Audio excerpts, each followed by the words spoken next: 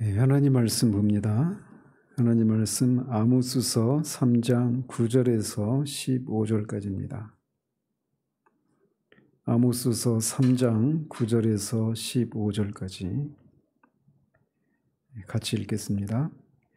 아스돗의 궁궐들과 애굽 땅의 궁궐들에 선포하여 이르기를 너희는 사마리아 산들에 모여 그 성중에서 얼마나 큰 요란함과 학대함이 있나 보라 하라. 자기 궁궐에서 포악과 겁탈을 쌓는 자들이 바른 일 행할 줄을 모르느니라. 여호와의 말씀이니라. 그러므로 주 여호와께서 이와 같이 말씀하시되 이 땅 사면에 대적이 있어 내 힘을 쇠하게 하며 내 궁궐을 약탈하리라. 여호와께서 이와 같이 말씀하시되 목자가 사자 입에서 양의 두 다리나 귀 조각을 건져냄과 같이 사마리아에서 침상 모서리에나 걸상의 방석에 앉은 이스라엘 자손도 건져냄을 입으리라. 주 여호와 만군의 하나님의 말씀이니라. 너희는 듣고 야곱의 족속에게 증언하라. 내가 이스라엘의 모든 죄를 보응하는 날에 베델의 제단들을 벌하여 그 제단의 뿔들을 꺾어 땅에 떨어뜨리고 겨울궁과 여름궁을 치리니 상하궁들이 파괴되며 큰 궁들이 무너지리라. 여호와의 말씀이니라. 아멘.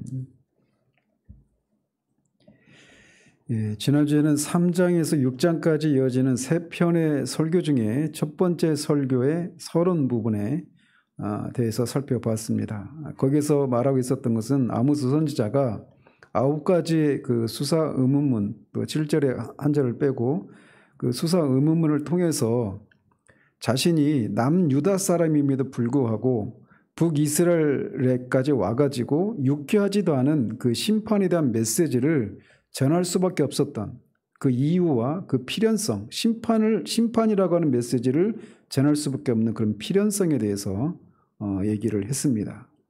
그것은 개인의 자격으로 온 것이 아니라 하나님께서 자신에게 그 말씀을 주셨기 때문에 그 말씀을 전할 수밖에 없고 또 그 말씀을 통해 선포되는 내용이 심판에 대한 메시지인데 그것이 반드시 이루어질 것이다 라고 하는 것을 말했던 것을 우리가 살펴보았습니다.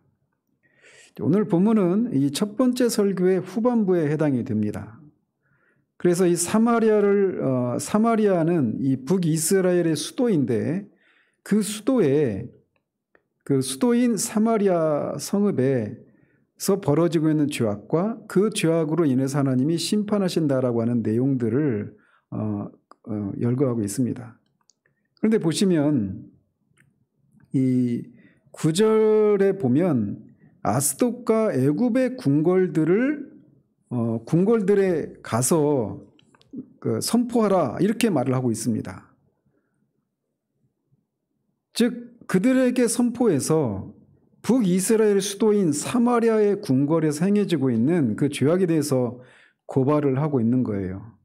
그리고 15절에 보면 사마리아의 여름궁과 겨울궁에 임할 심판이 선포됩니다.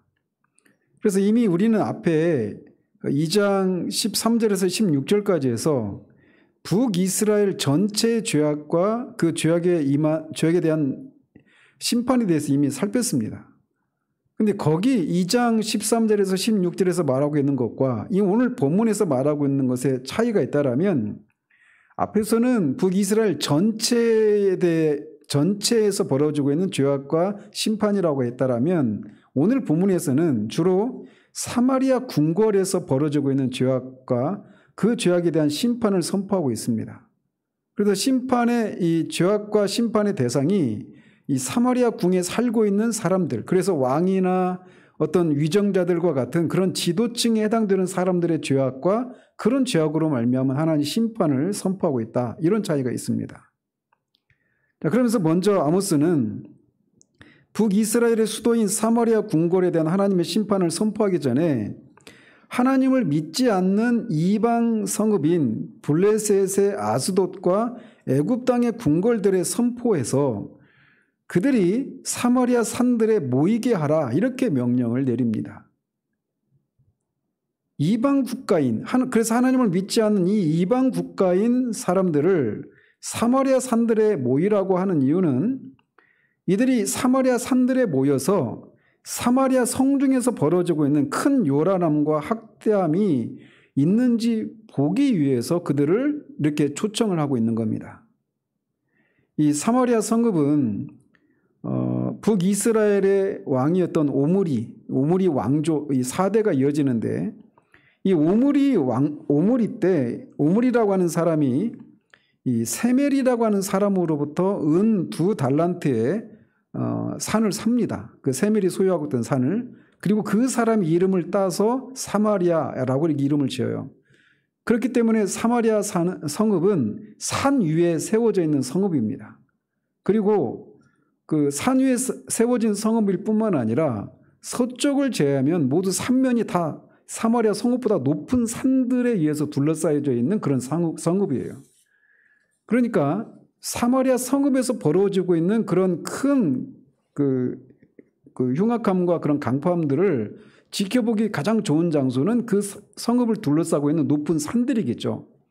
그 산들로 와서 그 성읍에서 벌어지고 있는 그런 죄악들을 지켜보게 하라라는 겁니다. 누구에게? 이방 족속인 아스돗 궁궐과 애굽 땅의 궁궐, 즉 아스돗 사람과 애굽 사람들로 하여금 하나님의 백성인 북이스라엘 사람들이 그들의 성읍이 수도인 사마리아 성에서 벌어지고 있는 행하고 있는 그 죄악들을 보라는 거예요.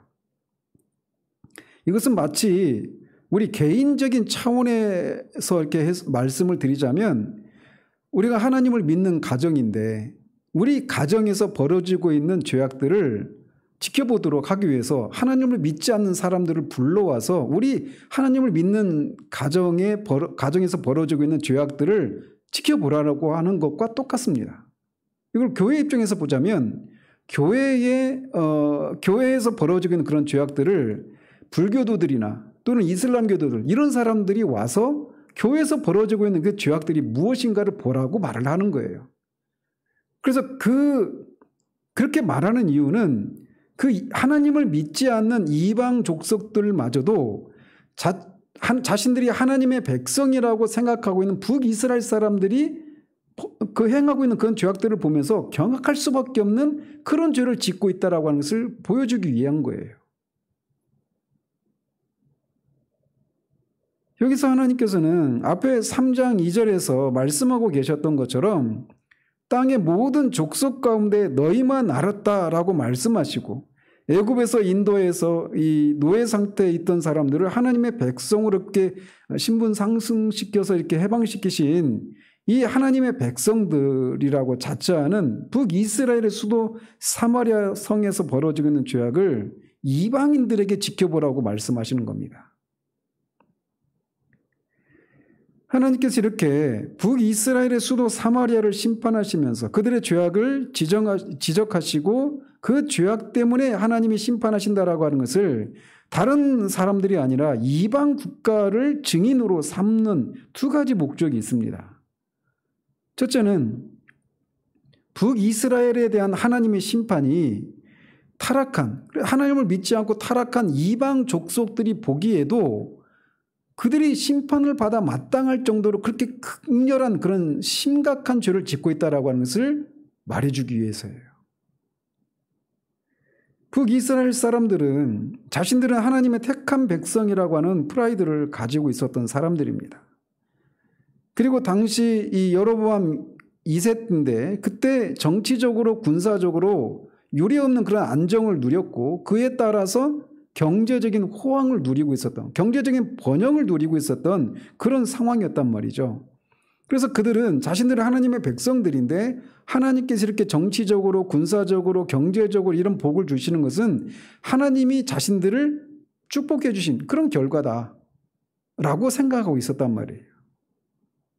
그런데 바로 그 북이스라엘의 수도인 사마리아의 궁궐에 왕과 위정자들의 죄악과 여호와 이제 13, 14절에서는 베델이라고 하는 베델의 단을 그 허무신다라고 하는 것을 통해서도 볼 수 있는 것은 그들이 여호와를 섬기는 그런 종교에서도 그런 타락한 그 실상을 이방 족속들로 하여금 지켜보도록 하시는 것입니다. 그만큼 이방 족속들도 놀랄 수밖에 없을 정도의 이런 북이스라엘의 부패상들을, 이 도덕 사회와 경제적인 부패상과 종교적인 부패상들을 지켜보도록 하기 위해서예요. 그래서 그런 이스라엘을 향해서 하나님이 내리시는 심판이 정당하다라고 하는 것을 이방인들로 하여금 확인시키도록 하기 위해서 그들을 불러오라, 이렇게 말씀하고 있는 것이죠. 또 두 번째는 이렇게 이방인들을 부르시는 또 다른 목적이 있다라면, 이렇게 하나님의 택한 언약 백성들이라 하더라도 그들이 죄악을 범했을 때 이렇게 하나님이 무서운 심판을 내리신다라면 이방 족속들을 향해서는 하나님의 심판을 더더욱 내리시지 않겠느냐라고 하는 것을 통해서 이방 족속들의 죄악을, 경각심을 가지게 하는 그런 효과도 있는 것이라고 할 수 있습니다. 이렇게 이방 국가가 와서 지켜봐야 할 사마리아 성중의 죄악에 대해서 큰 요란함과 학대함, 이렇게 말을 합니다. 여기서 요란함이라고 하는 단어는 법과 질서가 완전히 파괴된 무법천지의 난장판, 그런 상태를 의미합니다. 그래서 그런 상황에서 막 떠들고 외치면서 때려 부수는 그야말로 이렇게 미쳐 돌아가는 듯한 아비규환의 그런 상태, 이거를 요란함, 이렇게 묘사하고 있는 거예요. 그만큼 북이스라엘의 사회상이 몹시 타락하고 혼란스러웠다라고 하는 것을 말해주고 있는 것이죠. 또 학대함이라고 하는 것은 이 권력이 있는 자가 힘 없는 자를 공갈 협박하고 그들의 것을 강탈해서 빼앗는 이런 상태를 가리키는 겁니다. 그런데 이들이 이런 요란함과 학대함을 자행하고 있는데 그것이 어떤 성읍의 후미종 곳에서 벌어지고 있는 것이 아니라 성중에서 벌어지고 있다라고 말을 하고 있어서 이런 일을 공공연하게 하고 있었다라는 겁니다. 누가? 궁궐에 살고 있는 왕과 또는 위정자들과 같은 지도급에 있는, 지도층에 해당되는 사람들이 그런 죄악을 범하고 있었다라는 거예요. 이스라엘을 이렇게 애굽에서 이끌어내시고 자기의 백성으로 삼으시고 가나안 땅에 정착하게 하신 하나님께서 이렇게 당신의 백성들의 그 치부를 이방인들에게 보이는 것은 정말 이건 하나님의 백성들의 입장에서도 그렇고 하나님의 입장에서 보더라도 이거는 정말 난처한 그런 상황이라고 할 수가 있단 말이죠. 그럼에도 불구하고 하나님께서는 당시 택한 백성들이 저지른 죄악이 이방인들에게도 추악해 보이는 것을 나타내기 위해서, 그리고 그런 이스라엘을 향해 내리시는 심판이 정당하다라고 하는 것을 보여주시기 위해서 이방인들을 초청해서 그것을 지켜보라고 말씀하고 있는 거예요. 그러면서 10절도 9절에 의해서 사마리아 성중에서 벌어지는 죄악성을 기술하고 있습니다. 자기 궁궐에서 포악과 겁탈을 쌓는 자들이 바른 일을 행할 줄을 모른다, 이렇게 말을 합니다. 여기서 원문을 직역하면 그 성읍에는 포악과 겁탈을 쌓는 자들만 있다, 이렇게 되어 있습니다. 그러니까 이게 누구나 다 그렇잖아요. 그러니까 우리가 항상 모든 관계 속에서 을의 입장에만 있는 게 아니잖아요. 갑과 을의 관계가 다 모든 관계 속에서 갑과 을의 관계가 형성이 된단 말이에요. 그래서 사회 지도층에서 이렇게 요란함과 학대함이 벌어지고 있는데 그런 것들이 그냥 이 성읍 안에 그냥 다 일상화되어 있다라고 하는 것을 말해주고 있는 거예요. 그래서 그런 사람밖에 없다, 이렇게 말씀하고 있는 겁니다. 포악이라고 하는 것은 가혹하고 무자비한 불의를 가리키고 겁탈은 약탈과 살상을 의미합니다. 이런 것들은 강도들이나 폭도들이나 하는 것인데 이런 것들을 북이스라엘의 지배층들이 서슴없이 저지르고 있다는 것입니다. 그만큼 북이스라엘의 도덕적이고 윤리적인 사회적인 그 죄악성이 정말 극에 달했다라고 말할 수 있는 상황이었던 것이죠. 그런데 그것을 쌓는다라고 하는 말을 통해서 그것을 행하되 한두 번이 아니라 거듭해서 반복해서 그런 일을 하고 있었다, 이렇게 고발하고 있는 겁니다. 또 바른 일을 행할 줄 모른다, 이것은 그들의 본성이 삐뚤어져서 하나님이 원하시는 의로운 삶을 살아갈 수 없다, 이런 것을 말하고 있는 겁니다. 그러면서 이 판단이 아모스 선지자의 개인적인 판단이 아니라 하나님의 판단이라는 것을 확증하기 위해서 여호와의 말씀이니라 이렇게 말씀하고 있는 겁니다. 그래서 사마리아의 이런 도덕적이고 영적인 타락상이 하나님 보시기에 그렇게 판단될 수밖에 없는 그런 상황이었다라고 말씀하고 있는 거예요. 그래서 아모스 당시 북이스라엘의 위정자들이 지도층들에 해당되는 사람들이 백성들에게 행한 포악은 하나님께서 홍수로 세상을 완전히 멸망시켜야 되겠다라고 결정을 하게 할 만큼 그렇게 극악한 상황이었던 것입니다. 그래서 이 심판을 더 이상 지체할 수 없는 상황까지 이르렀다 이렇게 말씀하고 있는 거예요. 그렇기 때문에 11절에서는 이런 악을 행하는 자들을 향한 하나님의 심판을 선포하십니다. 그러므로 주 여호와께서 이와 같이 말씀하시되 이 땅 사면에 대적이 있어 내 힘을 쇠하게 하며 내 궁궐을 약탈하리라. 즉 이 땅 사면에 즉 북이스라엘의 사면에 대적이 있어서 그들의 힘을 쇠하게 하고 궁궐을 약탈한다라는 거예요. 결국 이것은 아수르에 의해서 이들이 그 궁궐이 완전히 약탈되고 멸망하는 것을 통해 성취가 되는 것이죠. 그런 심판을 내리시겠다라는 거예요. 그러면서 그 심판의 정도가 어느 정도인가를 12절에서 이렇게 말을 합니다. 여호와께서 이와 같이 말씀하시되 목자가 사자 입에서 양의 두 다리나 귀 조각을 건져냄과 같이 사마리아에서 침상 모서리에나 걸상의 방석에 앉은 이스라엘 자손도 건져냄을 입으리라 이렇게 말씀합니다. 자, 우리말 성경을 보면 언뜻 보면 이게 하나님께서 그 외국의 군대에 의해서 이 이스라엘을 심판을 하시겠다라고 하시는데 그 심판 중에 소수의 사람들은 구원받을 것이다 이렇게 읽혀지잖아요. 그죠? 언뜻 보면. 근데 원문을 보면 정반대입니다. 오히려 북이스라엘에 대한 이 심판을 사자에게 잡아먹힌 동물에 비유하면서 하나님께서 외국 군대를 동원해서 북이스라엘을 심판하게 하셨을 때 그 피해가 매우 극심하다라고 하는 것을 말하고 있는 본문이에요. 즉 목자가 사자가 잡아먹은 동물의 두 다리나 귀 조각을 겨우 건져내는 것처럼 여기서 건져낸다고 하는 것이 막 이제 양을 사자가 잡아먹었다고 치십시다. 양을 사자가 잡아먹었는데 목자가 그 중에서 두 다리와 귀 조각, 이거 하나거든요. 귀 조각이라고 할 때 단수거든요.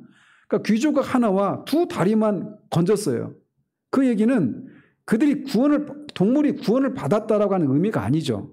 이미 사자에 의해서 동물이 완전히 그냥 다 잡아먹히고 그냥 사자한테 잡아먹겠다라고 하는 흔적이 그냥 남아있는 두 다리와 귀 조각에 불과한 거예요.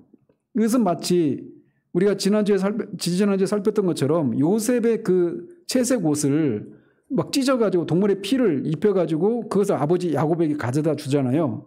그때 그 옷을 보면서 야곱이 짐승에게 잡아먹겠구나 이것을 확인하게 되는 거잖아요. 이런 것과 똑같은 거라는 거죠. 목자들이 그 사자에게 잡아먹힌 동물의 다리 두 조각과 이 두 다리와 그 귀 조각 하나만 발견할 정도로 그렇게 북이스라엘이 외국 군대에 의해서 완전히 그렇게 멸망을 당했구나라고 하는 것을 확인하게 될 것이다라고 말씀하고 있는 거예요. 마찬가지로 뒤에 있는 것도 그 하반절에 있는 것도 마찬가지입니다. 사마리아에서 침상 모서리에나 걸상의 방석에 앉은 이스라엘 자손도 건져냄을 입으리라. 말씀드린 것처럼 여기서도 이렇게 소수는 구원받을 것이다 이렇게 말을 하고 있는 것처럼 보이지만 정반대를 말하고 있는 거예요. 그래서 이 건져냄을 받는다라고 하는 말이 긍정적으로도 해석할 수 있지만 부정적인 의미로도 해석할 수 있는 겁니다. 그래서 이미 목숨을 잃어버린 생명체나 가치를 잃어버린 물건을 발견한다 이런 의미도 있는 거예요. 이 건져낸다라고 하는 것이. 그래서 말씀드린 것처럼 요셉의 그 찢겨진 옷을 발견한 것은 그가 짐승으로부터 해를 입었구나 이렇게 확인하게 되는 것처럼 이 사마리아의 이 성읍에 살고 있는 부유층들이 침상 모서리에나 이런 어떤 걸상의 방석에 앉아서 그렇게 뒹굴면서 그런 사치스러운 삶을 살았던 사람들이 외국 군대에 의해서 완전히 멸망을 하고 나서 그들이 그 전쟁이 있기 전에 그렇게 뒹굴고 놀았던 그 화려한 방석이나 이런 것들을 확인하게 될 것이다. 이렇게 말을 하는 거예요. 그래서 오히려 그런 화려한 방석과 그들이 한때 막 뒹굴었던 그런 책상 모서리나 이런 것들을 보면서 오히려 완전히 그 정반대의 그런 심정을 불러일으키는 것이죠. 한때는 여기가 이렇게 부유하고 그렇게 사치스럽고 호화로운 그런 삶을 막 떵떵거리며 누렸던 그런 곳이었는데 그런 것만 덩그러니 남고 그것을 누렸던 사람들은 다 포로로 잡혀가거나 죽어버린 그 상황을 확인하게 될 것이다. 이렇게 말씀하고 있어서 북이스라엘에게 하나님이 내리실 그 심판이 매우 심대하게 클 것임을 말씀하고 있는 것입니다. 자, 이어서 13절에서 15절도 북이스라엘의 위정자들에 대한 심판을 알리는 내용입니다. 13절에 주 여호와 만군의 하나님의 말씀이니라 너희는 듣고 야곱의 족속에게 증언하라 이렇게 말합니다. 그러니까 너희라고 말하니까 아모스 선지자는 아니겠죠. 복수니까. 그죠? 그럼 너희는 누구냐라고 말할 때는 앞에 9절에서 초청받은 이방 족속들이에요. 그러니까 아스돗 궁궐과 애굽 땅의 궁궐, 즉 이방 족속들에게 여호와의 말씀을 듣고, 즉 북이스라엘에게 내리실 그 심판에 대한 내용을 야곱의 족속에게 증언하라 이렇게 말을 하고 있는 겁니다. 앞에서도 말씀드린 것처럼 이스라엘 백성들은 하나님에 의해서 선택된 백성이라고 하는 선민의식이 매우 강한 민족이었습니다. 앞에 3장 2절에서도 땅의 모든 족속 중에서 너희만 알았다라고 말씀하셨던 것처럼 이스라엘 백성은 바로 그렇게 그런 하나님으로부터 택함받은 유일한 민족이다라고 하는 그런 자부심이 선민의식이 아주 충만했던 그런 민족이었어요. 그래서 그들은 이방 족속들을 지옥의 땔감 정도로 여기고 개라고 그렇게 여겼던 겁니다. 그래서 주님도 그 수로보니게 여인에게 그 주인의 상에서 떨어지는 그 여인을 개에게 비유하지 않았습니까? 그런 것처럼 이 사람들은 자신들은 아브라함의 자손으로 하나님의 택함받은 백성이라고 하는 선민의식으로 똘똘 뭉쳐 있었던 사람들이란 말이에요. 그런데 그런 자신들이 자신들의 죄악의 죄악의 그 실상을 하나님을 섬기지 않는 이방 민족들, 자신들이 그렇게 무시하고 멸시하는 이방 민족들에 의해서 자신들의 죄를 지적받고 또 그 죄에 대한 하나님의 심판, 자신을 택해 주신 하나님으로부터 자신들이 심판을 받는다라고 하는 이 이방 족속들이 전하는 이 메시지를 들었을 때 그들은 엄청난 충격에 빠졌을 거고 말할 수 없는 부끄러움을 느끼지 않을 수 없었을 거예요. 바로 그것을 말씀하고 있는 겁니다. 이 사람들의 입장에서 보면 남유다 사람인 아모스가 와서 북이스라엘 자신들을 향해서, 그리고 자신들은 앞에서도 거듭 말씀드린 것처럼 그 역대 누리지 못했던 그런 부강함을 누리고 있는 그런 것이 하나님이 자신에게 복을 주신 결과다라고 하는 그런 어떤 생각을 갖고 있었고, 그런 자신들 하나님의 택한 백성들이기 때문에 어떤 어떤 심판이나 이런 불행한 일들이 자신들에게 일어나지 않는다라고 하는 그런 생각을 가졌단 말이에요. 왜? 지금 그런 정치적이고 군사적이고 그런 경제적인 그런 부강함을 번영을 누리고 있으니까 말이죠. 그랬는데 이 아모스가 와가지고 그들의 죄악을 말하고 그 죄악에 대한 하나님의 심판을 얘기했을 때 뒤에 7장에서 나오는 것처럼 그들은 이것을 받아들이기가 쉽지 않았어요. 그런데 하물며 자신들이 그렇게 멸시하고 조롱에 맞지 않는 이방인들에 의해서 죄악을 지적받고 하나님의 심판이 임할 것이라고 하는 이 메시지를 받았을 때 그들은 더 큰 충격을 받았을 거란 말이에요. 자, 그러면서 14절에는 내가 이스라엘의 모든 죄를 보응하는 날에 베델의 제단들을 벌하여 그 제단의 뿔들을 꺾고 땅에 떨어뜨리고 라고 말씀하십니다. 그래서 앞에 12절은 북이스라엘의 죄악 중에서도 이 위정자들이나 부유한 계층, 어떤 지도층에 해당되는 사람의 죄악과 그들의 심판에 대해서 초점을 맞추고 있다라면, 여기서는 이제 종교적인 것과 관련되어서 연관된 사람들을 향한 심판을 선포하고 있는 것입니다. 그래서 이 북이스라엘이 하나님의 심판을 초래하게 된 큰 두 가지 원인을 여기서 우리가 찾을 수가 있는 것이죠. 하나는 뭐냐? 사회적인 이런 어떤 그 도덕적이고 윤리적인 그런 죄악들, 부패함들, 이런 것 때문이에요. 또 하나는 종교적인 타락입니다. 여기서 베델의 단은 우리가 알다시피 북이스라엘을 창건한 사람이 여로보암 1세인데, 그 사람이 이 북이스라엘의 10지파가 예루살렘 성전으로 그 제사를 드리러 가게 되면 이 나라의 결속력이 떨어지고 통치력이 잃어버릴 것에 대한 두려움 때문에 단과 베델의 베델은 이제 북이스라엘 입장에서 보면 남쪽에 해당되겠죠. 그리고 단은 이제 북쪽 지역에 있는 곳인데, 이 두 곳에 금송아지를 세워놓고 그게 여호와 하나님이라고 하면서 그렇게 섬기기 시작하면서 그렇게 세워진 것입니다. 그런데 바로 그 베델의 단을, 제단들을 버려서 제단의 뿔들을 꺾어 땅에 떨어뜨릴 것이다, 이렇게 말씀하고 있는 거예요. 자, 그리고 그러면서 겨울궁과 여름궁을 치리니 상하궁들이 파괴되며 큰 궁들이 무너지리라, 여호와의 말씀이니라 라고 말합니다. 그래서 포악과 겁탈과 함께 북이스라엘 상류층이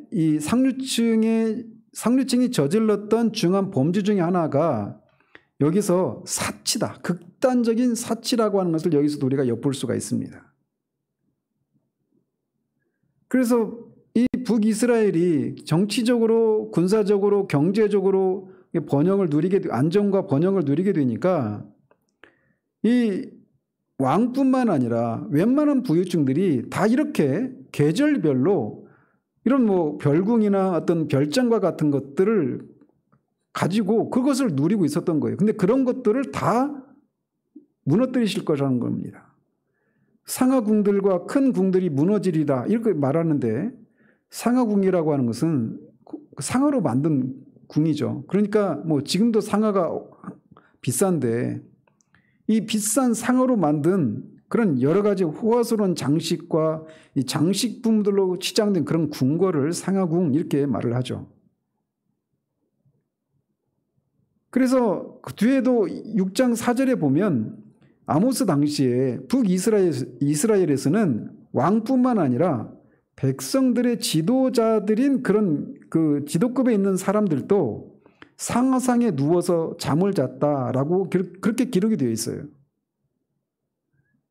그래서 이 빈부의 격차가, 이렇게 경제가 호황을 누리고 있을 때 왕과 위정자들과 이 부유층, 이 지도층에 있는 사람들은 상하궁에서 그렇게 상하로 장식된 궁전이나 집이나 상하 침대에서 이렇게 눕고 살 정도로 엄청난 사치를 누렸는데, 이 앞에 2장에서 살펴봤던 것처럼 가난한 사람들은 신발 한 켤레 값에 팔리는 이런 일들도 있는 극도의 그런 양극화 현상이 벌어지고 있었던 거죠.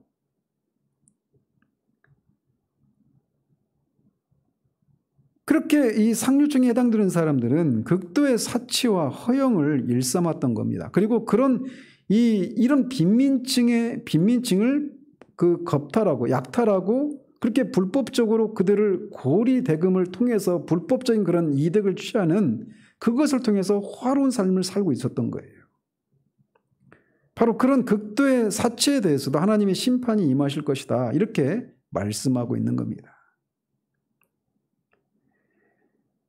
거듭 말씀드린 것처럼 이 북이스라엘을 오늘날 교회로 또는 우리 신자 한 사람으로 그렇게 대치해서 보면 이것이 이 북이스라엘의 죄악과 그 죄악에 대한 하나님의 심판이 그냥 우리와는 상관이 없는 한 2700여 년 전에 그 북이스라엘의 그런 일들로만 우리가 그냥 나와 상관없는 일로 여길 수가 있어요. 그런데 그렇지 않고 이거를 교회에 대입을 한다면, 그리고 우리의 삶에 대입한다면 이 문제가 북이스라엘의 이 죄악과 그 죄악에 대한 하나님의 심판이 정말 우리에게 아주 밀접하고 우리와 무관하지 않다라고 하는 사실들을 깨닫게 됩니다. 하나님께서 이스라엘을 그렇게 모든 민족 중에서 그들만 알고 그들과 언약을 맺고 그들을 하나님의 백성 삼아주신 목적은 그들로 하여금 구별된 삶을 살아서 하나님의 거룩하심을 드러내고 하나님의 어떠하심을 드러내는, 하나님의 통치를 받는 그런 하나님의 백성으로서의 삶을 살아서 하나님께 영광 돌리기 위해서 그들을 구별해 내신 것입니다. 이것은 마찬가지로 교회를 통해서도 우리에게 하나님이 주신, 교회를 세우시고 교회로 우리를 불러들이신 목적도 똑같아요. 그것을 이제 주님은 산상수훈에서 너희는 세상의 소금이요 세상의 빛이라고 말씀하신 것과 일맥상통하는 내용이죠. 그래서 교회를 세상에 두신 목적은 소금처럼 부패한 그런 것을 썩지 않도록 하기 위한 목적, 그리고 소금이 없으면 아무 맛도 느끼지 않는 그런 맹맹한 그런 것처럼, 그렇지만 소금이 들어가면 제대로 된 맛이 살아나는, 음식의 맛이 살아나는 것처럼 교회를 통해서 어떤 삶이 진짜 의미가 있는 것이고 가치가 있는 삶인지, 이 세상의 부패를 막는 그런 역할을 하도록 하기 위해서 교회를 세우신 거예요. 그리고 교회를 빛이라고 말씀하셨을 때는, 세상의 빛이라고 말씀하셨을 때는 어두운 가운데서 어떤 길이 참된 길인지 알지 못하는 사람들에게, 어떤 길이 패망의 길이고 어떤 것이 그 생명의 길인지 알지 못하는 사람들로 하여금 빛을 비추어서, 진리의 빛을 비추어서 그들로 하여금 생명의 길로, 진리의 길로, 의로운 길로 인도하도록 하기 위해서 교회를 세우신 거란 말이에요. 그런데 이스라엘이 오늘 본문에서 보고 있는 것처럼 이스라엘이 바로 그것을 위해서 이스라엘을 하나님이 거룩하게 구별하셨는데, 이들이 그렇게 세상 가운데서 본이 되기는커녕 오히려 이방 족속들로 하여금 족속들에게 조롱거리가 되고 있는 현실을 우리에게 보여주고 있는 거란 말이죠. 이것은 이스라엘 백성의 입장에서나 이들을 구별해내신 하나님의 입장에서나 통탄에 맞이 않을 수 없는 그런 상황인 것이죠. 그들은 본래 세워진 그런 존재 목적에서 벗어나고 말았던 겁니다. 그리고 그로 인해서 결국 파멸에 이르게 될 운명에 처해 있는 거예요. 그래서 누구든 존재 목적이 다한다면, 그 존재 목적에서 벗어난다면 그 존재 가치는 더 이상 없는 겁니다. 그래서 소금이 짠맛을 잃으면 길에 던져져서 그냥 사람들에게 밟힐 뿐이다라고 말씀하셨던 것처럼, 교회를 그렇게 불러내셔서 소금과 빛의 역할을 하도록 불러내셨던 그 교회가 오히려 세상으로부터 조롱거리가 되어버리는 그런 상황이 되었을 때 북이스라엘이 하나님으로부터 심판을 받는 이 일들이 일어날 수 있다라고 하는 것을 우리에게 경고하고 있는 것이기도 한 거예요.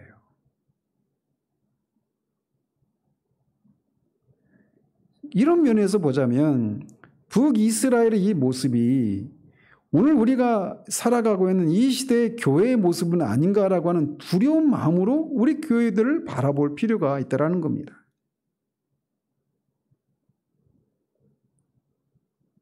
오늘날 교회가 이렇게 세상의 소금과 빛의 역할을 다하고 있는가? 그래서 세상으로 하여금 교회를 보면서 저렇게 살아야 되는구나, 저게 참된 삶이구나 라고 하는 그런 것을 보이는 그런 역할들을 하고 있는가라는 거예요. 아니면 이 당시 북이스라엘이 하나님을 모르는 이방인들, 그들이 그렇게 멸시하지 않던 그 이방인들조차도 놀랄 수밖에 없는 그런 부패와 죄악으로 가득해 있었던 것처럼 오늘날 교회가 그런 것은 아닌가, 이런 생각을 가지고 이 본문을 우리가 살펴봐야 한다는 것입니다. 이 땅에 복음이 들어온 지가 올해로 한 140년 정도 됩니다. 140년이면 한 세대를 30년으로 따지면 4세대, 5세대가 지나간 거예요. 한국에 복음이 들어온 지가. 근데 그 140여 년 전에 조선, 그때는 조선이었죠. 그때와 지금 2022년의 대한민국은 비교할 수 없을 정도로 정치적으로, 군사적으로, 경제적으로 비교할 수 없을 정도로 엄청난 도약을 하고 정말 그런 말할 수 없는 안정과 번영을 누리고 있다. 이렇게 말할 수 있습니다. 북이스라엘이 누렸던 것과 똑같은 상황이라고 할 수 있는 거예요. 정도의 차이는 다르지만 말이죠. 그런데 북이스라엘 사람들이 그렇게 유례가 없었던 정치적이고 군사적인 안정에 기반한 경제적인 번영을 누리고 있는 것을 하나님께서 자신들을 복을 주셨기 때문이다. 이렇게 생각하고 있는 것처럼 오늘날 교회도 그렇게 한국 교회가 또 우리나라가 이런 정치적이고 군사적이고 경제적인 이런 안정과 번영을 누리고 있는 것이 하나님께서 우리에게 복을 주신 것이다 라고 생각하고 있는데 그게 과연 맞는가라고 하는 그런 질문을 던져볼 필요가 있는 거예요. 한국 교회는 140여 년이 지나면서 양적으로나 질적으로 엄청난 성장을 했습니다. 지금은 이제 많이 우리가 이렇게 기독교인들의 숫자가 줄어들어가고 있는 그런 상황이긴 하지만 그 전에 비하면 말할 수 없이 비약적인 성장을 했죠. 양적으로, 질적으로 말이에요. 그래서 국민 전체에서 기독교인이 차지하는 비율이 통계마다 좀 차이가 있지만 한 15%에서 20% 내외로 봅니다. 20%까지 되지도 않을 거예요. 한 800만 이쪽 저쪽으로 지금 보고 있는데 그런데 우리나라의 사회 지도층에 해당되는 사람들, 여론 주도층을 가지고 이 종교적인 통계 자료를 보면 기독교인들이 차지하는 비율이 전체에서는 15% 내외이지만 여론 주도층들을 대상으로 할 때는 30%, 40% 됩니다. 그러니까 여론 주도층들 중에 기독교인들이 굉장히 많은 거예요. 교수네, 정치인들이네, 이런 기업 총수네, 언론인이네, 이런 어떤 여론을 주도할 수 있는 또는 어떤 지도층이라고 부를 만한 그런 자리에 있는 사람들 중에 기독교인들이 굉장히 많습니다. 통계 자료에 보면 30, 40%가 기독교인이라는 거예요. 그리고 기독교인들이 이렇게 3세대, 4세대, 5세대가 이렇게 지나면서 다른 사람들보다 그런 교육의 기회들이 많이 이렇게 주어져서 기독교인들 중에서 그렇게 상류층에 또는 중산층에 해당되는 사람들이 굉장히 많습니다. 우리 교회야 규모가 작고 우리 교회를 구성하는 우리 식구들도 사회적으로 어떤 중산층에 해당되고 이런 분들은 제가 보기에 죄송하지만 없어 보여요. 그러나 한국교회 전체를 비교했을 때 한국교회가 이제는 옛날과 같이 사도행전에서 나오고 있는 것처럼 내게 은과 금은 없으나라고 말하는 그런 상황이 아니라는 거죠. 교회도 굉장히 재정적으로도 엄청난 그런 복을 누리고 있어요. 그런데 이런 것이 모두 하나님께서 한국교회를 축복해 주셔서 누리고 있는 것이다 라고 생각하면서 어떻게 하면 자신들이 누리는 이런 복을 누릴 수 있는지를 이런저런 그런 방법으로 가르침을 전수합니다. 11조를 잘해라. 주일 성수를 잘해라. 교회 좀 잘 섬겨라. 교회 봉사 잘해라. 새벽기도 빼먹지 말아라. 일천번제를 드려라. 건축 헌금을 꼭 작정했으면 꼭 해라. 어쨌든 이 모든 것들이 다 뭐냐면 어떻게 하면 내가 이 땅에서 이 북이스라엘 사람들이 누리고 있는 정치적이고 경제적이고 군사적인 그런 안정과 번영, 다른 말로 말하면 현세적인 복을 누릴 수 있는가, 그것을 위해서 이런 것들을 하라고 그렇게 종용하고 있어요. 현세적인 복을 누리는 것은 하나님의 복을 받은 것이다라고 하는 등식이 성립이 되고 있는 시대가 우리 시대입니다. 그런데 북이스라엘 상황도 겉으로만 보면 똑같았어요. 정치적으로, 경제적으로, 군사적으로 안정과 번영을 누리고 있었단 말이에요. 오늘날 한국교회가 누리고 있는 것처럼 말이죠.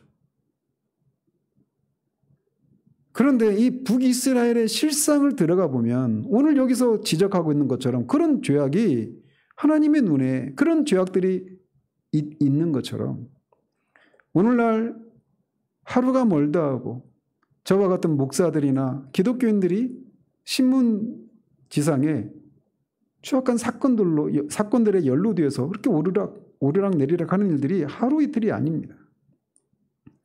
교회가 세상에 그런 조롱과 멸시의 대상이 되어버린 지가 오래예요. 우리끼리만 있으면 혹은 세상 돌아가는 것을 잘 모르면 교회를 향한 세상의 시선이 어떻게 바뀌었는지를 잘 모릅니다. 일각에서는 세상이 교회를 그렇게 바라보는 것을 교회가 세상으로부터 핍박을 받는다라고 생각합니다. 예, 물론 그런 일들이 있습니다. 그렇지만 이 북이스라엘이 이방인들에게 조롱거리가 되고 있는 것인데도 마치 이방인들에게 핍박을 받는 것이라고 생각하는 것이 잘못된 것처럼 교회가 오늘날 세상 가운데서 받고 있는 그런 조롱과 이런 비난 이런 것이 다 세상으로부터 교회가 핍박을 받는 것이라고 그렇게 말할 수 없는 그런 요소들이 교회 안에 있다라는 거예요.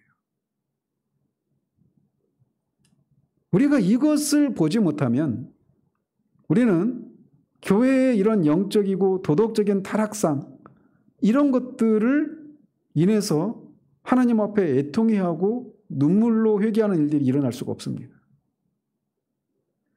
온통 현세적인 것들을 얼마나 많이 누리고 있는가, 또 내가 종교적인 것들을 얼마나 성실히 행하고 있는가, 이런 것에 의해서 하나님이 옳다고 생각하시고 또 하나님이 우리를 지지해 주시고 인정해 주신다라고 하는 이런 생각에 우리가 그런 시각으로만 우리 자신을 본다면 우리는 이 북이스라엘의 상황이 우리 시대의 교회와는 아무 상관이 없는 이야기로 들릴 뿐이에요. 그러나 우리가 하나님의 시각으로 북이스라엘의 상황을 보는 것처럼 그 시각으로 우리 시대의 교회들을 본다면 우리는 북이스라엘의 상황과 정도의 차이는 있을지 모르지만 오늘날 교회의 모습이 이것과 무관하지 않다라고 하는 것을 인정하실 수밖에 없을 것입니다. 그러므로 우리가 이 북이스라엘을 향한 하나님의 그 죄악을 지적하시는 그들이 지적받고 있는 그런 죄악들과 또 그 죄악을 향한 하나님의 심판이라고 하는 것을 우리가 우리 시대의 교회에 적용해서 본다면 우리가 해야 될 일은 하나님을 찬양하고 기뻐하는 웃고 떠들 때가 아니라 하나님 앞에 베옷을 입고 우리의 마음을 찢고 회개하는 일들이 먼저 있어야 된다는 것입니다. 제가 구체적으로 말씀을 드릴 수 없는 것이 안타까운데 어쨌든 오늘날 한국교회에서 벌어지고 있는 정말 세상의 본이 되기는커녕 세상으로부터 조롱과 멸시의 대상이 되고 있는 그런 현실들을 우리가 볼 수 있는 우리들 되기를 바라요. 억지로 그런 시각을 가지고 억지로 막 가짜 눈물을 흘리라는 그런 말씀이 아닙니다.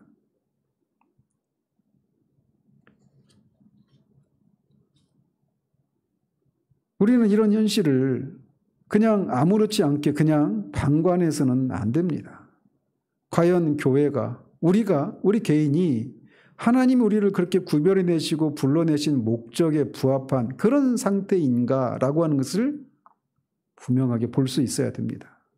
그래서 각자 우리를 불러내신 그 부르심의 자리에서 하나님이 우리에게 요구하시는 그런 말씀을 따라서 순종하고 그런 거룩함을 이루는 도덕적이고 윤리적인 삶 가운데서도 거룩한 삶을 살아가서 구별된 삶을 살아 세상으로 하여금